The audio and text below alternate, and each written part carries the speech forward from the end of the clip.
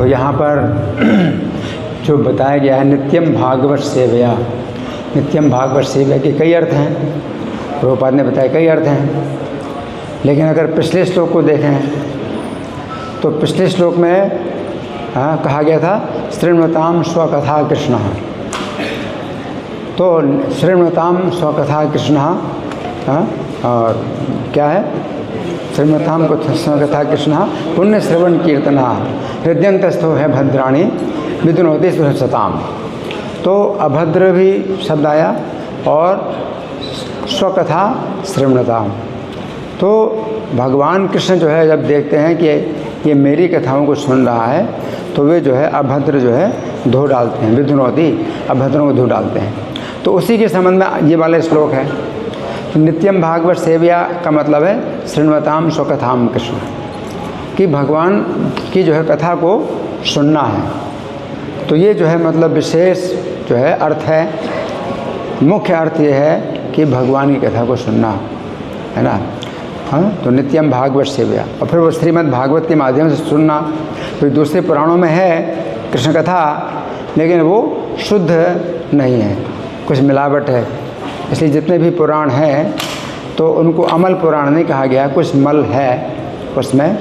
तो धर्म अर्थ काम की भी जो है कुछ बातें उसमें जो है मिली हुई हैं, तो इसलिए वो उसमें मल भी साथ साथ है कृष्ण कथा में। लेकिन श्रीमद् भागवत अमल पुराण है, इसमें धर्म अर्थ काम की बातें ना हो करके केवल कृष्ण कथा है, तो अमल पुराण कहा जाता है। तो स्वकथा कृष्ण कथा जो है एक तो श्रीमद् भागवत है जो शुद्ध रूप में प्राप्त होती है, अमल कृष्ण कथा। और दूसरी कृष्ण कथा है भगवद गीता, जो भगवान कृष्ण से निकली है। तो श्रीमद् भागवत भगवान कृष्ण के बारे में बोली गई है कृष्ण कथा, तो ये रोज़ सुनना। और प्रभुपाद ने यही नियम बनाया, सवेरे श्रीमद् भागवत सुनना, शाम को गीता सुनना। तो नित्यम भागवत सेवया या स्वकथाम, नित्यम स्वकथाम कृष्ण शृण्वताम। तो स्वकथा तो कृष्ण की जो है स्वयं की जो कथा है वो भगवद गीता है और श्रीमद् भागवत है, शुद्ध रूप में है बिल्कुल। तो नष्ट प्राय अभद्र, अभद्र अभद्र है, उसको अनर्थ भी कहते हैं, रूप गोस्वामी इसको अनर्थ बोलते हैं। तो श्रद्धा से साधु संग और साधु संग से भजन क्रिया। तो अभी हम लोग भी जो है भजन क्रिया के धरातल पर हैं, विशेष रूप से पीवीटी के जो भक्त हैं वो जो है मतलब भजन क्रिया के धरातल पर हैं, जिसमें कि इनका जो है कार्यक्रम मतलब पूरा जो है बंधा हुआ है, पूरा फिक्स 24 घंटे इनको जो है मतलब इसी कार्यक्रम में लगाया गया। तो भजन क्रिया के धरातल पर है, तो भजन क्रिया के धरातल पर हैं। तो नित्यम भागवत सेवया, उसी में जो है मंगल आरती का भी जो कार्यक्रम है वो भी नित्यम भागवत सेवया है। और आप महामंत्र का जप करते हैं तो ये भी नित्यम भागवत सेवया, क्योंकि भगवान के संबंध में जितने भी कार्यक्रम है वो सब भागवत। तो मंगल आरती का कार्यक्रम ही भागवत है, नित्यम भागवत सेवया। उसके बाद आप जप करते हैं, तुलसी की पूजा करते हैं, वो भी नित्यम भागवत सेवया। और आप महामंत्र का जप करते हैं, महामंत्र भी भागवत है, भगवान से संबंधित है, भगवान का नाम है, तो ये भी नित्यम भागवत सेवया है ना। गुरु पूजा है, नित्यम भागवत सेवया। प्रभुपाद की पूजा होती है वो भागवत है, तो नित्यम भागवत सेवया। और फिर मुख्य जो है स्वकथाम कृष्ण शृण्वताम, वो क्या है फाइनल है, टॉप मोस्ट, वो क्या है भागवतम क्लास और Bhagavad Gita class, top most Bhagavata सेवया। तो ये चीज़ जो है मतलब यहाँ पर बताई गई है कि नित्यम भागवत सेवया भगवती उत्तम श्लोक है। तो भगवान जो उत्तम श्लोक हैं, उत्तम श्लोक तो यहाँ प्रभुपाद बताते उत्तम उद्गततम, अंतम का मतलब अंधकार, तो जहाँ अंधकार ना हो, अंधकार चला गया हो, तो ऐसे भगवान हैं, तो उत्तम श्लोक भगवान को कहा जाता है। उत्तम का दूसरा भी अर्थ है, उत का मतलब ऊपर, उत्तर का मतलब और ऊपर, सुपरलेटिव डिग्री, कंपैरेटिव डिग्री, और फिर उत्तम सुपरलेटिव डिग्री, सबसे ऊपर, जैसे good better best, high higher highest. तो हाई का मतलब उत्तर, उत्तर का मतलब हाई, और उत्तर का मतलब हायर, और उत्तम का मतलब हाईएस्ट। तो उत्तम श्लोक का मतलब है कि भगवान की जो जो स्तुति है, भगवान की कथा है, उसमें जो श्लोक जो बनाए गए हैं वो बड़े उत्तम, मतलब अच्छी क्वालिटी की, बेस्ट क्वालिटी। भगवान की कथा के जो श्लोक हैं वो बेस्ट क्वालिटी हैं उन श्लोकों की। तो जितने भी श्लोक हैं उनमें जो है इतनी शक्ति है, श्लोक में इतनी शक्ति है कि आपको अर्थ समझने की भी ज़रूरत नहीं है, आप केवल पाठ करने से ही आप शुद्ध होते हैं। तो ये उत्तम श्लोक, भगवान की कथा के श्लोक, भगवद गीता के श्लोक, उत्तम श्लोक। गीता का भी जो क्लास होता है तो अभी आपको अर्थ नहीं बताया जाता, आप केवल पाठ करो, सुनो कानों से और बोलो। आपके कान पवित्र होते हैं सुनने से और मुंह पवित्र होता है बोलने से। उत्तम श्लोक, भगवान उत्तम श्लोक है ना। तो प्रभुपाद ने ऐसा नियम भी बनाया कि पहले आपको अर्थ नहीं बताया जाता श्लोक का, शब्दार्थ बाद में बताया जाएगा और भावार्थ बाद में बताया जाएगा। लेकिन श्लोक इतने उत्तम हैं, इतनी अच्छी क्वालिटी के हैं श्लोक कि आप नहीं भी जानते हैं। तो कई लोग सोचते हैं हम तो संस्कृत नहीं जानते, है ना। आप संस्कृत नहीं जानते तो हम भी नहीं जानते संस्कृत, हम भी संस्कृत नहीं जानते, आप नहीं जानते हैं। तो आप क्या सोचते हो कि आप नहीं जानते, कि हम जानते क्या? हम भी नहीं जानते। लेकिन ये नियम बनाया गया है कि श्लोक का पाठ करना है। आप संस्कृत नहीं जानते, जानते हो नहीं जानते, अर्थ जानते हो नहीं जानते, शब्दार्थ जानते हो नहीं जानते, इसका कोई विचार नहीं है, आपको श्लोक का पाठ करना। तो वो जो है प्रभुपाद ने नियम बनाया। भागवत का भी क्लास है तो जो है उसको सब लोग दोहराएंगे, श्लोक पाठ करेंगे, हैं, अर्थ बाद में बताएंगे। तो उत्तम श्लोक का ये मतलब है, भगवती उत्तम श्लोक है भक्तिर भवति नैष्ठिकी। तो भगवान की भक्ति नैष्ठिकी आ जाती है। तो प्रभुपाद ये बताते हैं कि जो भजन क्रिया के से जो है अगला जो धरातल है भक्ति का, अनर्थ निवृत्ति का है। तो अनर्थ आपके फिर दूर होने लगते हैं। अब अनर्थ दूर होने लगते हैं तो आपको कैसे पता चलता है? आप माया का रूप देखते हैं तो आपको आकर्षण होता है माया के रूप में। तो अनर्थ निवृत्ति होती, तो अनर्थ है, कितना आकर्षण हो रहा है उतना अनर्थ है। और जैसे जैसे आपकी अनर्थ निवृत्ति होती है तो पूरा ख़त्म नहीं होगा आकर्षण, आकर्षण तो फिर भी रहेगा, लेकिन 1% कम हुआ, 2% कम हुआ, 5% कम हुआ, है ना। तो इस तरह से जो है कम होता है, तो वो अनर्थ निवृत्ति है। तो आप कहेंगे कि नहीं हमारा तो दिमाग में अभी भी सब जो है वो सब चल रहा है, अनर्थ तो चल ही रहा है, इतने सालों से भक्ति कर रहे हैं। लेकिन आप सोचिए, अब 10 साल से भक्ति कर रहे हैं तो जितना अनर्थ उस समय होता था, जितना आकर्षण होता था, उसमें 5% घटा, 5% कम हुआ। 10 साल में 5% अनर्थ कम हो गए हैं, तो बहुत बड़ी बात है। कितने अनेकों जन्मों की जो है ये बीमारी है। तो आपका जो है अनर्थ घट रहा है, तो आप सोचिए, उस तरह से सोचिए कि जब शुरू में आप थे, जब इस्कॉन में नहीं थे, हाँ, और ये जो है नित्यम भागवत सेवा के कार्यक्रम में नहीं आए थे, तो आपके अनर्थ जो है कितने ज़्यादा थे। और आप नहीं आए होते तो कितने ज़्यादा बढ़ गए होते। अगर मान लीजिए अनर्थ बढ़ रहा है, ये भी हो सकता है आपका अनर्थ बढ़ रहा है, तो फिर कैसे अब क्या उत्तर है?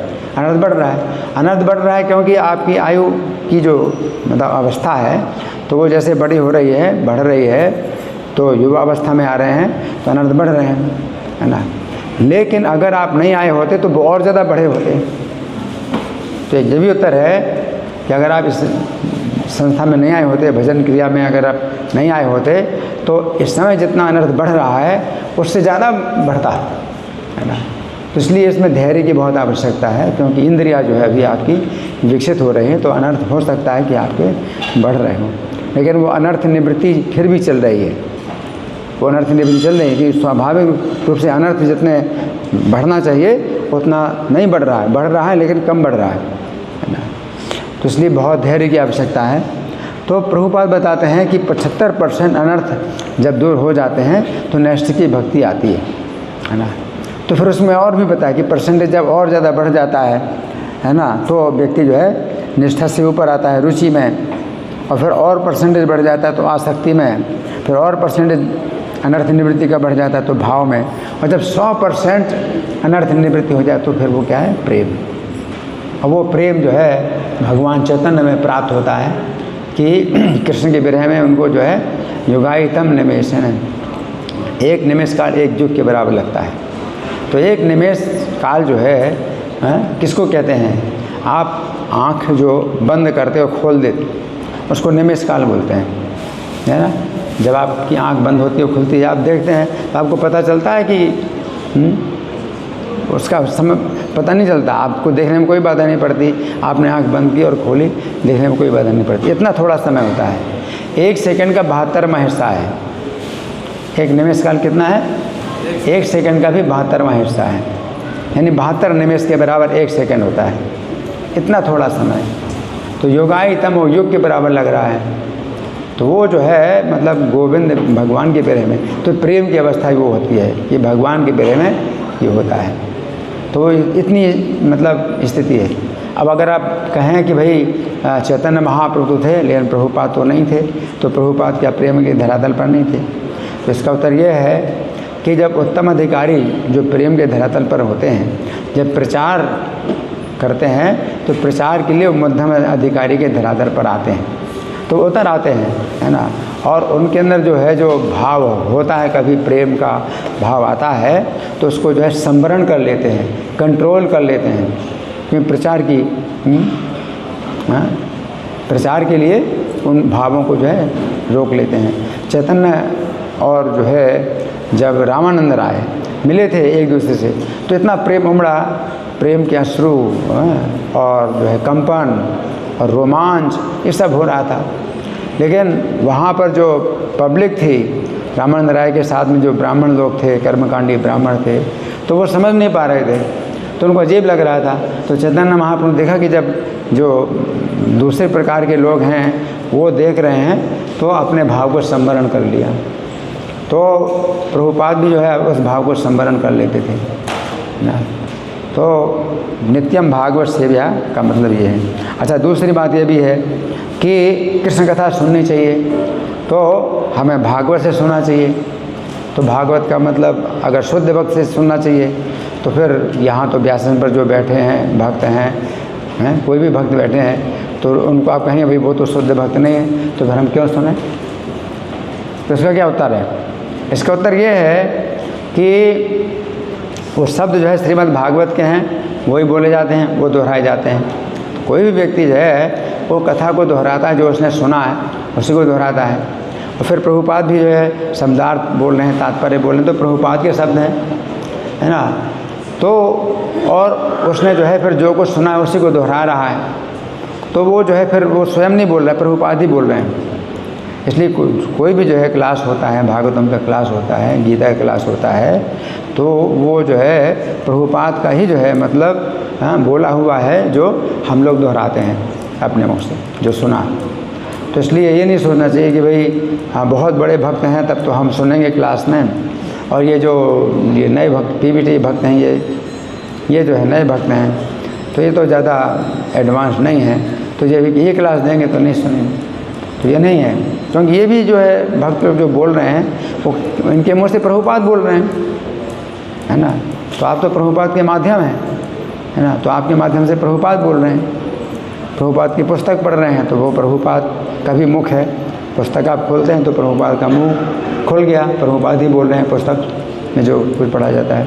और आप जो है अपने अनुभव से भी जो बता रहे हैं, तो वो भी जो है उसी दिशा में आप बता रहे हैं जो प्रभुपाद ने बोला, है ना। तो सिद्धांत, उसी सिद्धांत को जो है आप जो है दिशा में आप जब बोल रहे हैं, तो वो जो है वो प्रभुपाद ही बोल रहे हैं। फिर प्रभुपाद की आज्ञा भी है, प्रभुपाद की आज्ञा भी है कि भागवतम जितने भी दीक्षित भक्त हैं उनके लिए कंपलसरी है सवेरे भागवतम क्लास, शाम को गीता क्लास कंपलसरी प्रभुपाद ने। तो प्रभुपाद की भी आज्ञा है, तो वही भागवत सेव्या है कि आप प्रभुपाद की आज्ञा का पालन कर रहे हैं, तो भी नित्यम भागवत सेव्या।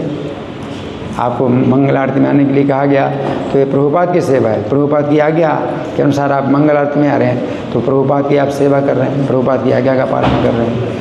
गीता क्लास में बैठते हैं तो प्रभुपाद की आज्ञा, तो वो भी भागवत सेव्या, नित्यम भागवत सेव्या।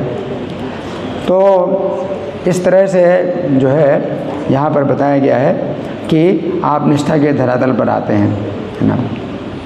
और निष्ठा के आगे रुचि, फिर आसक्ति, फिर भाव, फिर प्रेम है ना। तो जो प्रेम का धरातल है वो आप पहुंच जाते हैं उस प्रेम के धरातल पर, लेकिन तो भी प्रचार के कारण आप उस प्रेम को आप संवरण करना पड़ता है, आपको अपना प्रेम संवरण करना पड़ता है ना। तो चैतन्य महाप्रभु की शिष्य परंपरा के जितने भी आचार्य हैं वो जो है उत्तम भागवत हैं, उत्तम भक्त हैं।